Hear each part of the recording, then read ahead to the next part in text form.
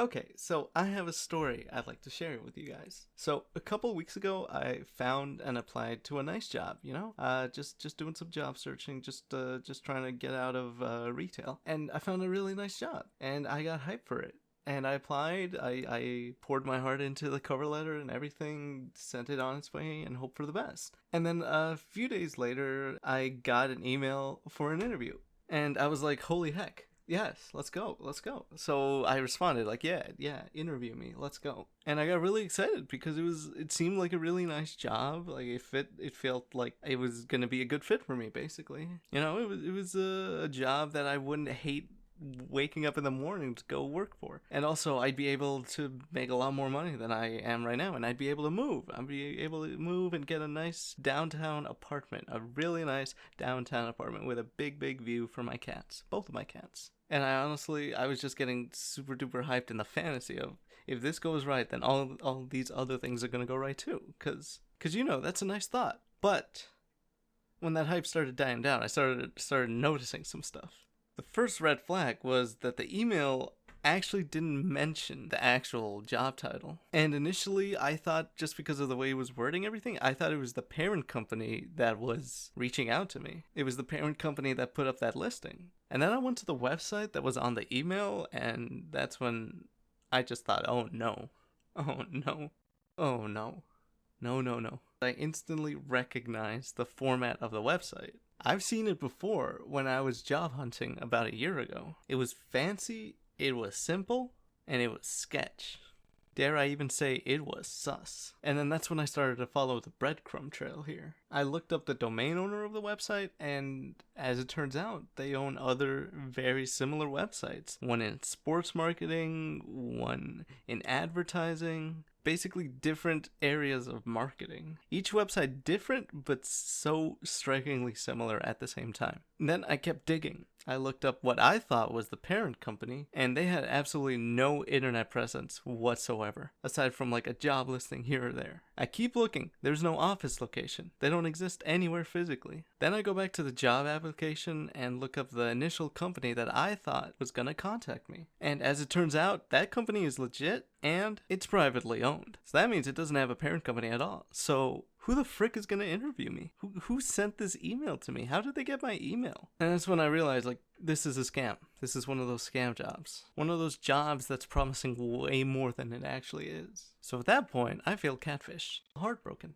distraught even. Of course, I'm not gonna wake up at 8 a.m. the next day to do this interview. I'm just gonna sleep in and just continue my job search. But wait, what if, and bear with me here, what if I go? What if I go to this job interview, this virtual job interview, and I record it all, and I expose them? The email said it was going to be a group interview. So what if I just expose them to everybody who hasn't caught on by this point? And that's exactly what I tried to do. So it's the next morning. It's 8 a.m. I am tired. It should be illegal for me to be up this early, but I'm here. I open up Zoom for the third time in my life, and I wait for this meeting to start. And suddenly, I'm in. And everybody else that applied for this position is too. So everybody's in here, we're all just staring at the screen, just waiting for something to happen. That's at 8:02 a.m., by the way. They're 2 minutes late already. So now we're all just waiting. And again, okay, listen, this is my third time using Zoom, alright? So I thought the person who had the main display with the camera and all that, I thought that was like the host. So I was just wondering what was going on. 'Cause I thought this person right here, I thought she was the person that was gonna hold the interview. And they were just there, just staring for like 2 minutes, and I was wondering what was going on. But anyway, another 2 minutes in, and finally we get our guy. Good morning, everyone. How's it going? My name's We're going to get started very shortly. Just a couple of things before we actually get started. Name on the screen, full name on the screen, please. Make sure you change that just so we know who you are. Make sure you have your full name on your screen. Second of all, just make sure you have your cameras on throughout this whole interview process. Those two things are really important to recruitment. If you don't have your camera on and your full name displayed on the screen, recruitment may remove you. Okay, don't judge me for that. Don't judge me for that. It's 8 a.m., by the way. It is 8 a.m. That is an inhumane time for me to wake up. Whole presentation to give you guys. We're going to start very shortly. Make sure you grab a notepad and pen now. We're going to get started in about 2 minutes, guys. Great, another 2 minutes. Fantastic. So at this point, I'm just sort of cycling through everybody just to get a vibe of everybody that's here. I still have not changed my name. Okay, this is way more than 2 minutes. Guys, we're gonna get started. Guys, like I said, my name's I'm actually one of the managers here. Guys, this is the first round interview. Just a couple of things. Like I said, make sure your name is fully displayed on the screen. Also, as well, Look at how long it takes for me to actually realize what happened with my name. Look at how long that takes. And then also just make sure you have a notepad and pen as well. I'm going to give you a whole bunch of information you're actually going to need. We're going to send you a questionnaire straight after this. Guys, we have around about 600 to 1,000 people applying every single week. Yeah, I'm sure you do. I'm sure you do. Just because unemployment kind of keeps on going up. It's just a hell of a lot right now in America. So we whittled that down, that 1,000 people down to around about 60 to 100 people for this first round interview throughout the week every single morning. And then we whittled that down to around about 6 to 10 people for final round interviews. So from 1,000 all the way down to 6 people. So it's extremely competitive. We're looking for very specific people. Really know how to make the people that they choose for this to be special, but in reality, what's most likely going on here is they're choosing way more than 6, and they're just sort of just gassing them up like this. So let me just give me a thumbs up when you can actually see the screen. People in the elevator, we've reduced that. 3 people in the restroom, 10 people in a small room at one time. Restricted to just 1 floor of this big building downtown Chicago. This building that doesn't exist. Any COVID or client restrictions on the events. To make sure we wanted to create another hub. So we created a hub out of Chicago, like New York, and we just grew out of New York and Chicago all around America. 2017, 18, 19, and 2020, we opened up 26 locations, as you can see there. 26 locations. The goal is 20. How are you gonna have so many locations and have 0 internet presence? Run all of these. Obviously, I can't be in 2 places at once, right? So they're all independent, but they're connected through the clients. With direct marketing, it's anything that's promoting and advertising a product or service that doesn't have direct human-to-human. That does have direct human-to-human interaction. So the human interaction is the difference. Indirect doesn't have interaction. Direct marketing does have interaction. So trade marketing, road shows, trade shows, sampling business. Okay, that direct right there is a big red flag because that is so general. It could mean all that he's saying here, but do you know what else is direct? Going door to door and selling stuff. And the simplest reason or simplest way to put this is because it's a lot more effective at generating new customers.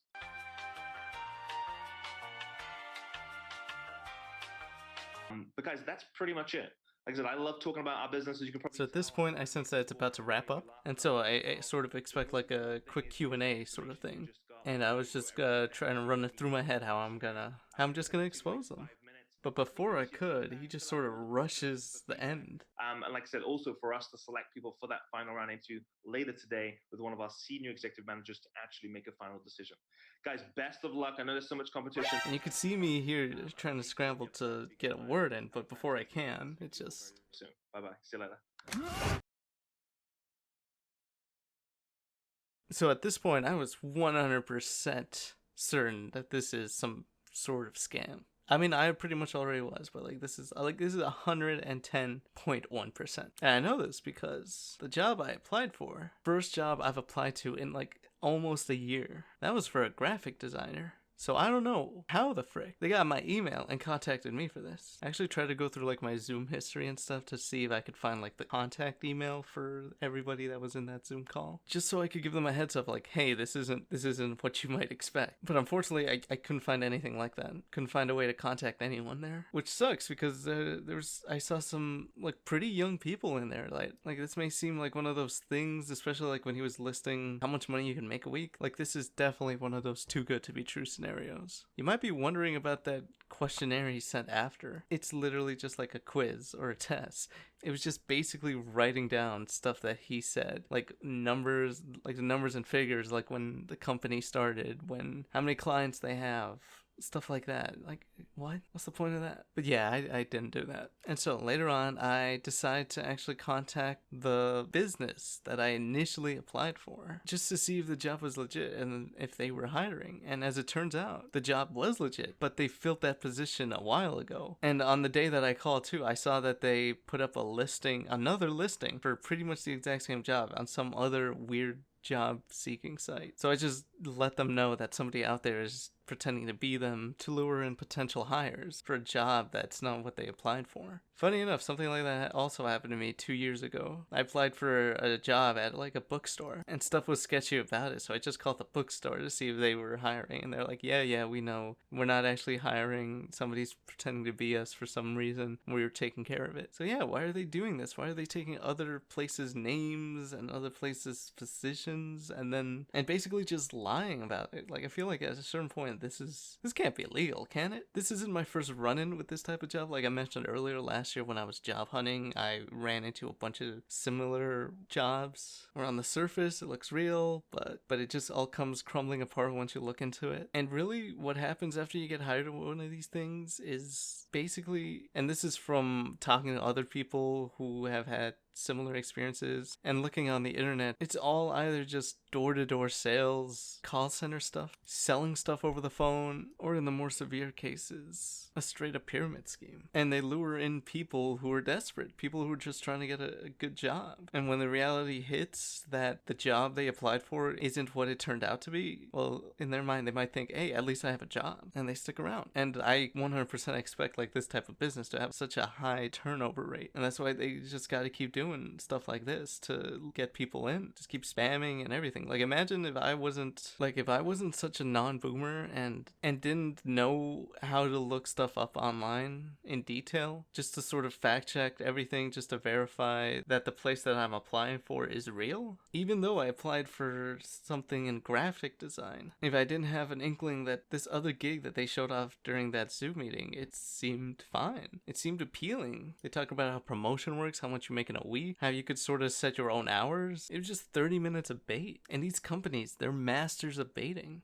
And ever since I applied to this job, I've been getting spammed. My email has been getting spammed with like different job offers, and they're all the same kind. Same vague job description that makes a lot of promises. It says there's a lot of benefit. The same website format. Websites that are less than a year old, by the way. So yeah, I just wanted to share my story, just sort of make something out of this situation.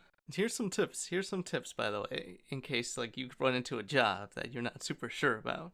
It seems a little bit on the sus side. Just do what I did. Look at the website. Is it advertising to clients, to potential customers? Or, and this is the red flag, is it advertising to people looking for a job? Is everything on one page, and is everything sort of directing you to contact them to apply for a position? If they don't have a physical address, is it all remote? Because it would say that if it was all remote. Go to one of those website domain lookup stuff and look up the website. Most of the time, the domain owner has many websites that are so similar. Look the company up on different social medias if they don't have an internet presence. Like at this point, a company has to have an internet presence of some sort. And if they're saying they're successful and big, but they don't have an internet presence, no. Another tip is to apply directly to the website, the company's website. Go to the career or job tab, and if you don't have anything like that, then go for one of the bigger job seeking websites like Indeed or LinkedIn, not one of those random ad written sketch sites, which oddly enough I found out about the job through LinkedIn, and through that it linked me to one of those websites, one of those sketchy websites. And honestly, if it's too good to be true, it probably is.